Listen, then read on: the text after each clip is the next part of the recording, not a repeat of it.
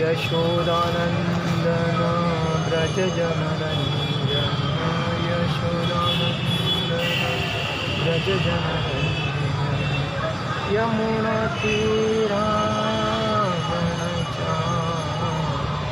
जय माधव कुञ्ज विहारी जय राधा माधव कुंज विहारी हरे कृष्णा कृष्णा कृष्णा हरे हरे हरे राम राम राम हरे कृष्णा कृष्णा कृष्णा हरे राम राम राम हरे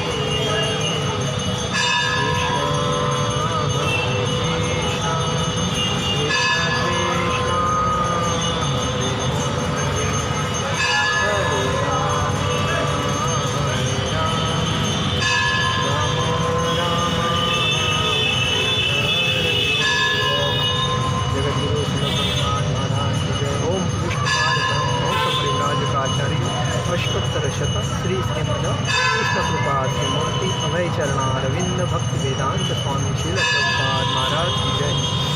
जय ओम विष्णुपाद परम हंस परिव्राजकाचार्य अष्टोत्तर श्री श्रीमद कृष्ण कृपा मूर्ति भक्ति सिद्धांत सरस्वती ठाकुर शील प्रभुपाद महाराज अनंत कोटि वैष्णव वृंद की जय। नामाचार्य श्री हरिदास ठाकुर की जय। प्रेम से कहो श्री कृष्ण चैतन्य प्रभु नित्यानंद श्री अद्वैत गदाधर गौर वृंद श्री राधा कृष्ण गोप गोपीनाथ श्याम कुंड राधा कुंड गिरि गोवर्धन की जय। वृंदावन धाम की जय। यमुना नवदीप धाम की जय। गंगा देवी की जय। यमुना देवी की जय। तुलसी देवी की जय। भक्ति देवी की जय। हरिनाम संकीर्तन की जय। गौर प्रेमानंद हरि हरि बोल। समवेद भक्त वृंद की जय। समवेद भक्त वृंद की जय। समवेद भक्त वृंद की जय। श्री कृष्ण गौरांग की जय। ओम अज्ञानतिमिरान्धस्य ज्ञानाञ्जनशलाकया चक्षुरुन्मीलितेन तस्मै श्रीगुरुवे नमः। श्रीचैतन्यमनोभीष्टस्थापितेन भूतले स्वयं रूपकदामदा ददाति स्वपदां ते। वन्देऽहं श्रीगुरुं श्रीयुक्तपदकमलं श्रीगुरुवैष्णवांश्च श्रीरूपसङ्ग्रजातं सहगण रघुनाथान्वितं साद्वैत सावधूत परिजनसहित कृष्ण चैतन्यदेव श्री राधा कृष्ण पादान सहगण ललिता विशाखान्वितांच। हे कृष्ण करुणा सिंधु दीनबंधु जगत्पते गोपेश गोपिकाकांत राधाकांत नमोस्तुते। तप्त कांचन गौरांगी राधे वृंदावनेश्वरी विश्वभानुसुते देवी प्रणमामि हरिप्रिये। वाञ्छाकल्पतरुभ्यश्च कृपा सिंधु भवत्पतितानां पावनेभ्यो वैष्णवेभ्यो नमो नमः। नमो महावदन्याय कृष्ण प्रेम प्रदायते कृष्णाय कृष्ण चैतन्य नामने नमः। हे कृष्ण करुणा सिंधु दीनबंधु जगत्पते गोपेश गोपिकाकांत राधाकांत नमोस्तुते। तप्त कांचन गौरांगी राधे वृंदावनेश्वरी विश्वभानुसुते देवी प्रणमामि हरिप्रिये। वाञ्छाकल्पतरुभ्यश्च कृपा सिंधु भवत्पतितानां पावनेभ्यो वैष्णवेभ्यो नमो नमः। वैष्णववृंद की जय। जय श्री कृष्ण चैतन्य प्रभु नित्यानंद श्री अद्वैत गदाधर शिवासादि गौर। हरे कृष्ण कृष्ण कृष्ण हरे हरे हरे राम राम। श्री श्री गौर निताई भगवान की जय। श्री कृष्ण बलराम जी भगवान की जय। सुंदर जी भगवान की जय। श्री श्री जगन्नाथ जी सुभद्रा बलदेव जी भगवान की जय। ओम नमो भगवते वासुदेवाय। ओम नमो भगवते वासुदेवाय। नमो भगवते वासुदेवाय। हम लोग आज भक्ति के कितने अंग है उसके ऊपर हम लोग चर्चा करेंगे। उत्साहानिच्छयाध्वर्यात् तत्तत्कर्म प्रवर्तनात् संग त्यागास्ततो वृत्ते षडभी भक्ति प्रसिद्धति उत्साहनिच्छया धैर्यात् तत्त्वकर्म प्रवर्तनात् संग त्यागस्ततो वृत्ते षडभी भक्ति प्रसिद्धति उत्साहात म्हणजे उत्साह से, निश्चयात म्हणजे निश्चय से, धैर्यात म्हणजे धैर्य से, सतत कर्म म्हणजे भक्तिमय सेवा के अनुकूल विभिन्न कार्य प्रवर्तनात् संपन्न करने से, संग त्यागात अभक्तों की संगति छोड़ने से, सत्य म्हणजे महान पूर्ववर्ती आचार्यों का, वृत्ते म्हणजे पदचिन्हों का अनुसरण करने से, षडभी म्हणजे इन छहों से भक्ति म्हणजे भक्ति प्रसिद्धति म्हणजे अग्रसर होती है या सफल होती है। अनुवाद: शुद्ध भक्ति को संपन्न करने में 6 सिद्धांत अनुकूल होते। देखिए, भक्त के अलग अलग जैसे रूप होते हैं वैसे भक्ति के अलग अलग प्रकार होते हैं। अगर शुद्ध भक्त बनना है तो उसके लिए क्या करना पड़ता है वो इस अध्याय में दिया है, इस श्लोक में बताया। एक भक्त को प्रथमतः उत्साही बने रहना पड़ेगा, उसमें उत्स्फूर्तता, उत्सुकता होना चाहिए भक्ति के बारे में। दूसरा, उसको निश्चय के साथ प्रयास करना चाहिए, उसका दृढ़ निश्चय होना चाहिए कि मुझे भक्ति करना है, मैं इधर उधर नहीं जाऊंगा, भक्ति करता रहूंगा। तीसरा है धैर्य, मतलब मन को कंट्रोल में करना चाहिए, धैर्य रखना चाहिए। नियामक सिद्धांतों के अनुसार कर्म करना चाहिए, जैसे भक्ति के जो नियम है उस नियम को पालन करना चाहिए। वो भक्ति के नियम कैसे हैं? श्रवण, कीर्तन, स्मरण, पाद सेवन, अर्चनम, ये जो प्रकार 9 विधि भक्ति जो है उसको उसके नियम पालन करना चाहिए। और अभक्तों की संगति छोड़ देना चाहिए। जो अभक्त है, जो भक्ति में नहीं है, उनके संगति में नहीं जाना चाहिए। एक्चुअली ये माया जाल है, उस माया जाल में भक्त तो बहुत मिलते हैं और भक्त हज़ारों में एक या लाखों में 2-10 पास मिलते हैं।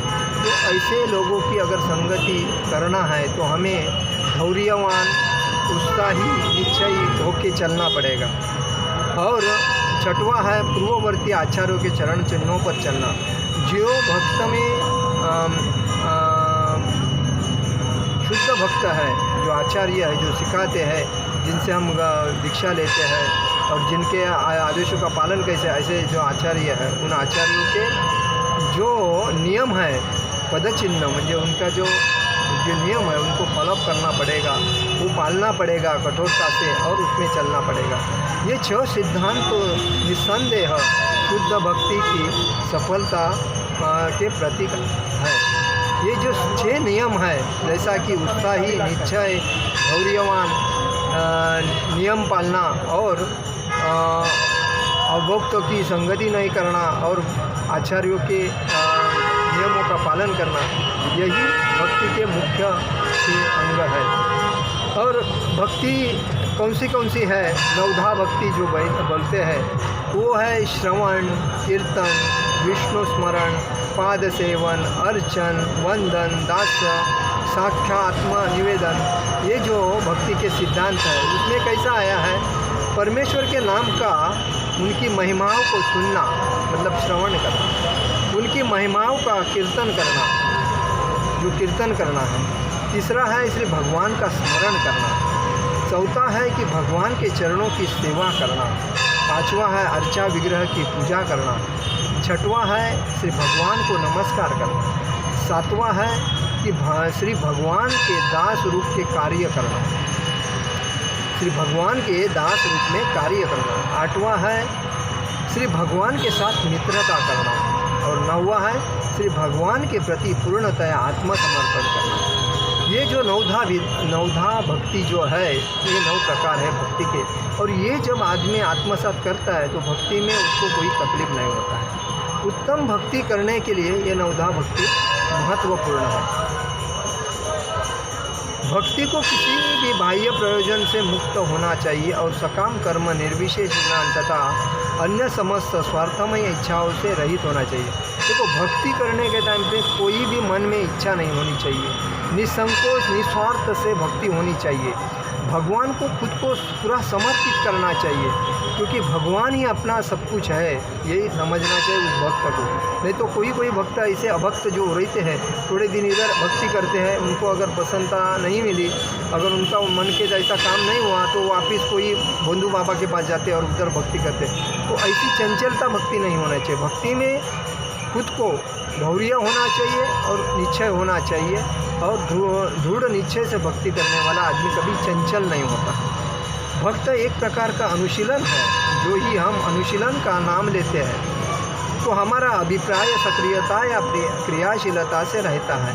आध्यात्मिकता के अनुशीलन का अर्थ ध्यान के लिए निष्क्रिय होकर बैठ न जाना नहीं है। जाकि कुछ छह योगी सिखाते हैं, ऐसा निष्क्रिय ध्यान उन लोगों के लिए अच्छा हो सकता है। देखिए, समाज में भोंदू भी बहुत भक्त है, भोंदू बाबा भी बहुत है, और वो अच्छा भक्ति करने वालों को उसका मन में चल विचल करके उसको कन्वर्ट करके अपने में बुलाते हैं और उसकी भक्ति पूर्णतः भ्रष्ट करते हैं, और बाद में जब उससे कुछ फ़ायदा नहीं होता है तभी उसको रास्ते पर ऐसा छोड़ देते हैं। तो ऐसे लोगों से कभी भी भक्तों ने सावधान होना चाहिए। भक्ति करनी है तो इस्कॉन की जैसी संस्था है, उस संस्था में कभी आदमी चल विचल नहीं होता, लेकिन वो भी भक्तों के संग में रहना चाहिए। चल विचल भक्तों के संग में, हर जगह पे चल विचल भक्त मिलते हैं, मांझा चल विचल यानी अभक्त भक्त मिलते हैं, लेकिन शुद्ध भक्त की संगति तो करने के लिए हर आदमी को ज्ञानी होना जरूरी है।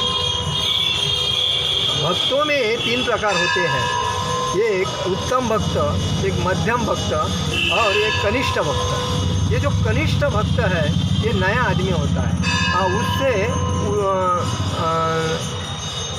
कनिष्ठ जो भक्त होते हैं वो जिनको बुलाया जाता है, जो नए रहते हैं उनको कुछ मालूम नहीं, और जो कनिष्ठ भक्तों की संगति से ही आदमी उत्तम भक्ति में जाता है। तो इसीलिए हर आदमी को यही समझना चाहिए, हम लोग क्या कौन से इसमें आ जाते हैं, कनिष्ठ में आते हैं, उत्तम में आते हैं कि मध्यम भक्ति में आते हैं। क्योंकि कनिष्ठ जो होता है, कनिष्ठ से आदमी भक्ति कर के मध्यम भक्ति के अधिकारी के अंदर जाता है, और मध्यम भक्ति के अधिकारी से उत्तम भक्ति के अधिकारी में जाता है। कनिष्ठ का फर्ज बनता है कि उत्तम का आदेश का पालन करना, और उत्तम का फर्ज बनता है कि मध्यम के आदेश का पालन करना, और मध्यम का फर्ज बनता है उत्तम के अधिकारी का पालन करना। लेकिन उत्तम अधिकारी कौन होते हैं? जो भगवान के एकदम नज़दीकी पार्षद होते हैं, जैसे हम लोग उनको सन्यासी बोलते हैं, वो उत्तम अधिकारी होते हैं, और उनके रास्ते पे चलेंगे तो कोई तकलीफ़ नहीं होएगा। लेकिन हम लोग चल विचल आदमी के साथ अगर चलते हैं तो हमको बहुत तकलीफ़ होता है, और उसका नतीजा हमको भक्ति में भोगना पड़ता है। इसीलिए हर आदमी को समझना चाहिए मैं कौन से भक्ति कैटेगरी में हूँ। हर नया आदमी कनिष्ठ जब होता है तो पहला नवदा व्यक्ति को आत्मसात करना चाहिए, और नवदा व्यक्ति होने भक्ति को आत्मसात करने के बाद उनको मध्यम भक्ति के साथ जाना चाहिए, और मध्यम भक्ति के जो भक्त जो है उनका भी उन्होंने अभ्यास करना चाहिए कि ये भक्त सही में भक्ति कर रहा है कि हमको भी कुछ कर रहा है। क्योंकि हर भक्ति जब आता है मंदिर में तो उसको लगता है मैं कोई वैकुंठ में आया हूँ, मुझे अच्छा लग रहा है, बहुत सब कुछ अच्छा। लेकिन जिसकी आप संगति कर रहे हो उस संगति के बराबर योग्य मार्गदर्शन कर रहा है, मैं और खुद को भी उसमें आजमाना चाहिए। मैं एक माला जप कर रहा हूँ, मैं सुबह उठ रहा हूँ, माला जप कर रहा हूँ, मैं 6 नियम का पालन कर रहा हूँ, और मैं जो भी कर रहा हूँ, मैं जो बुक्स पढ़ रहा हूँ उसमें ज्ञान जो मेरे को मिल रहा है वो बराबर मेरे उत्तम अधिकारी जो भक्ति है, वो मध्यम अधिकारी जो भक्ति है, उनसे मेरे को ऐसा नॉलेज मिल रहा है, इसका पालन अभ्यास करना चाहिए। क्योंकि हर जगह पे अलग अलग लोग बैठे हैं। दिव्य ज्ञान प्राप्त करने की दिशा में श्रवणम अर्थात सुनना प्रथम कदम है, और मनुष्य को चाहिए कि अधिकृत पुरुषों की बातें कान से न सुने, अपितु योग्य व्यक्ति के पास जाके, जैसा कि श्रीमद् भगवद गीता में संस्तुति किया है, तदा विद्धि प्रणिपातेन परिप्रश्नेन सेवयाम उपदेक्षन्स्ति ते ज्ञानी नस्त त्वदर्शिणः। पास जाकर सत्य को सीखने का प्रयत्न करो, उनसे विनीत भाव से जिज्ञासा करो, उनकी सेवा करो। स्वरूप सिद्धि व्यक्ति तुम्हें ज्ञान प्रदान कर सकता है, क्योंकि उसने सत्य का दर्शन किया है। मतलब जो गुरु आप मानते हैं उसकी सेवा करो और उनका जो ज्ञान है उसका आत्मसात करो, उसका पालन करो, ये होना चाहिए। और उनको अगर आपके मन में कुछ शंका कुशंका है तो उनको बताओ कि इस शंका का निरसन कैसा हो जाएगा। मुंडन उपनिषद में और संस्तुति की गई है कि तद्विज्ञानार्थ समो गुरु मेवाभिगच्छतेत, तद्विज्ञानार्थ स गुरु मेवाभिगच्छेत। उस दिव्य विज्ञान को समझने के लिए प्रामाणिक गुरु के पास जाना आवश्यक है। इस प्रकार विनीत भाव से दिव्य बृहद ज्ञान प्राप्त करने की यह विधि केवल मानसिक चिंतन पर आधारित नहीं है। इस प्रसंग से श्री चैतन्य महाप्रभु ने श्रील रूप गोस्वामी को बतलाया, ब्रह्मांड भ्रमिते कोण भाग्यवान जीव, गुरु कृष्ण प्रसादे पाय भक्ति लता बीजम। ब्रह्मांड भूमिते कोण भाग्यवान जीव, गुरु कृष्ण प्रसादे पाय भक्ति लता बीजम। ब्रह्मा की सृष्टि का विचरण करते समय कोई भाग्यशाली जीव भक्ति लता का बीज प्राप्त कर सकता है। यह सब गुरु एवं भगवान श्री कृष्ण की कृपा से संभव होता है। देखिए, कोई भी आदमी जब गुरु को मानता है और गुरु से जो ज्ञान लेता है और वो ज्ञान आत्मसात करके उसका फॉलो करके उस ज्ञान पे जब चलता है तो उसको श्री कृष्ण की कृपा से संभव प्राप्त मिल सकता है। ये बताया गया है कि उस भक्ति से उसको सब गुरु एवं भगवान श्री कृष्ण की कृपा से संभव प्राप्त होता है। मतलब जिस गुरु को माना है, गुरु ये भगवान कृष्ण के पार्षद होते हैं। जो सन्यासी जो गुरु रहते हैं, उत्तम अधिकारी, ये भगवान कृष्ण के पार्षद होते हैं और उनको देख के, उनसे दीक्षा लेके, उनका अनुकरण करके, उनके नियमों का पालन करके, उनको दंडवत प्रणाम करके अगर जो आदमी उस लाइन पे चलता है, उस रास्ते पे चलता है, उनके पद चिन्हों पे चलता है, तो उनको भगवान श्री कृष्ण की कृपा संभव होती है। जीव को स्वभाव से ही आनंदमय, उनके लिए भौतिक जगत एक बंदी गृह है। जीव को स्वभाव से ही आनंदमय है, परंतु ये भौतिक जगत ये उनको बंदी गृह, जेल जैसा लगता है। वास्तव में इस प्रतिबंधित सुख के संसार रूपी बंदी गृह से मुक्त होना चाहते हैं, लेकिन मुक्ति की विधि न जानने के कारण वे एक योनि से दूसरे योनि में और यह ग्रह से दूसरे ग्रह में देहांतर करने के लिए बाध्य होते हैं। इसी प्रकार जीव समग्र भौतिक जगत में भ्रमण करते हैं। देखिए, उनको ये जो जीवन है ये आनंदमय जीवन है। भगवान की सेवा करके जीवन को भगवान के चरणों में समर्पित करने के लिए भगवान ने इस जीवन को दिया है। लेकिन इस भौतिक संसार में किसी को मालूम नहीं रहता है इसका सही रास्ता क्या है, गलत रास्ता क्या है। लोग गलत रास्ते का वापर करके सही रास्ता चुन रहे हैं, तो गलत रास्ते को ही सही रास्ता मानते हैं और उस पर चलते हैं। और इसीलिए वो इस योनि से दूसरे योनि में, दूसरे योनि से तीसरे योनि में ऐसा जाके 84 लक्ष योनि घूमते रहते हैं। और 84 लक्ष योनि के बाद अगर किसी ने उनको भी बताया कि यही भक्ति का सही रास्ता है तो भी उनको विश्वास नहीं आता। इसीलिए आदमी ने उसको पहला समझना चाहिए, मैं कौन से रास्ते पे चल रहा हूँ, सही रास्ते पे चल रहा हूँ, गलत रास्ते पे चल रहा हूँ। और इस माया जाल के चक्कर में फंस के हर आदमी ये भौतिक संसार में पुनर्जन्म जन्म पुनर्जन्म मरण इस योनि में भटकता रहता है।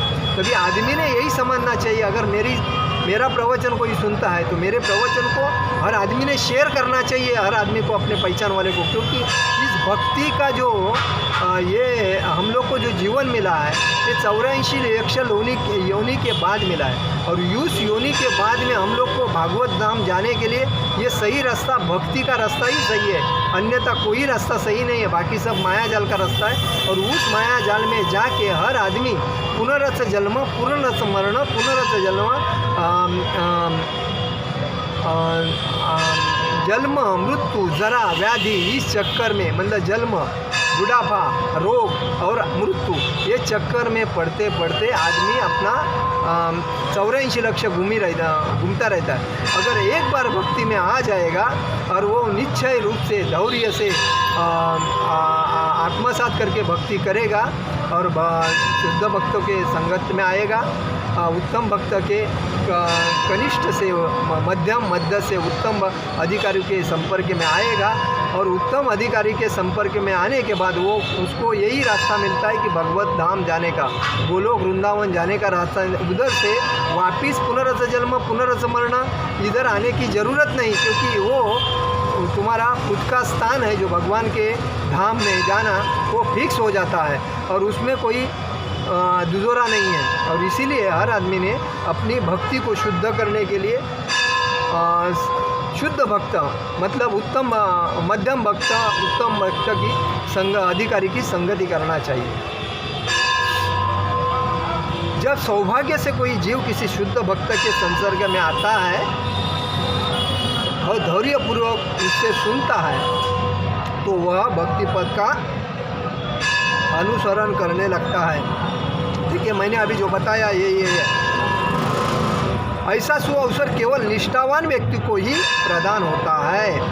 अंतर्राष्ट्रीय कृष्ण भावनामृत संघ संपूर्ण मानवता को ऐसा अवसर प्रदान करता है। जो इस्कॉन जो संस्था है दुनिया में वो ये अवसर प्रदान करती है।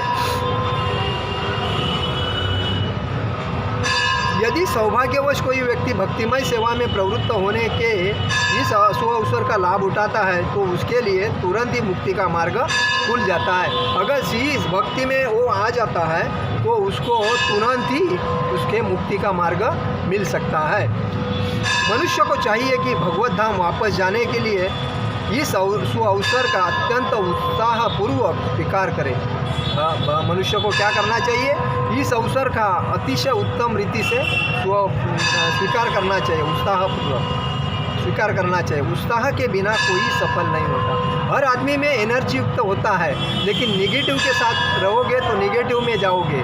अगर पॉजिटिव में रहेगा तो आप में एनर्जी बढ़ती है, उत्साह बढ़ता है, धैर्य बढ़ता है, निश्चय बढ़ता है, तो आप इस भक्ति में तरक्की करोगे।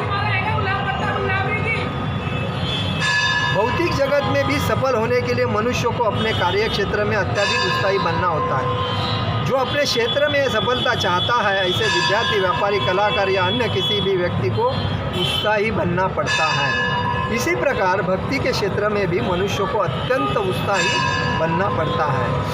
उत्साह का अर्थ है कर्म, लेकिन यह कर्म किसके लिए? इसका उत्तर यह, मनुष्य को सदैव भगवान श्री कृष्ण के लिए कर्म करना चाहिए। कर्म का मतलब क्या है? दूसरे की सेवा करो, लेकिन भगवान की जो सेवा है ये मुख्य सेवा है और वो सेवा करने से ही आपको फायदा है। जीवन की सभी अवस्थाओं में भक्ति योग के सिद्धि प्राप्त करने के लिए भक्ति के सारे क्रियाकलाप गुरु के निर्देश में करने होते हैं। भक्ति योग में सिद्धि प्राप्त करने के लिए भक्ति के सारे कार्यकलाप गुरु के निर्देशन में करने होते हैं। ऐसा नहीं कि मनुष्य को अपने कार्यकलापों तक सीमित रहना होता है, मतलब खाली अपना कार्य करो और भगवान का नहीं करो तो ये गलत है।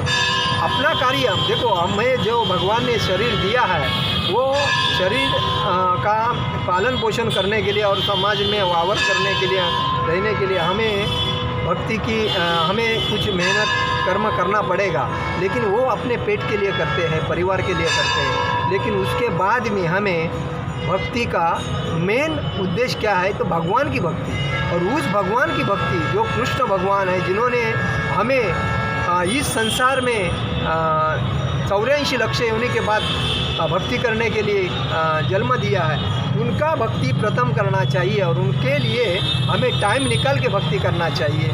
जैसा कि माला जप करना है, मंगल आरती उठ के करना है, तुलसी माते को पानी जल चढ़ाना है, उसके बाद भागवतम भगवत गीता पढ़ना है और अच्छे अच्छे लोगों को इस भक्ति मार्ग में लाना है। और किसी के घर में अगर वृंदा देवी का अगर पौधा नहीं है तो उसको वृंदा देवी का पौधा गिफ्ट करना है। किसी के घर में भगवत गीता नहीं तो उसको भगवत गीता गिफ्ट देना है। और ऐसे देने से ही भक्ति में उन्नति होती है। उसका अपने से दूसरे का भला कैसा हो, ये सिद्धांत अपने में रहना चाहिए। और वो सिद्धांत जब अपने में रहता है तभी हर आदमी को विचार अच्छे आते हैं, आत्मा शुद्ध होता है और भक्ति में प्रगति होती है। और अपने से भक्ति हमें अगर भक्ति में प्रगति हो रही तो हमारे साथ दूसरे की अगर भक्ति में प्रगति हो गई तो और क्या चाहिए। तो हमारे से दूसरे का भला हो, यही तो शुद्ध काम है। भक्ति का काम तो यही है। उन्हें संकुचित करना पड़ता है। भगवान श्री कृष्ण सर्वव्यापी है, अतएव भगवान श्री कृष्ण से स्वतंत्र कुछ भी नहीं है। भगवान श्री कृष्ण से स्वतंत्र कुछ नहीं, सबके मालिक तो भगवान ही है और सर्वव्यापी है।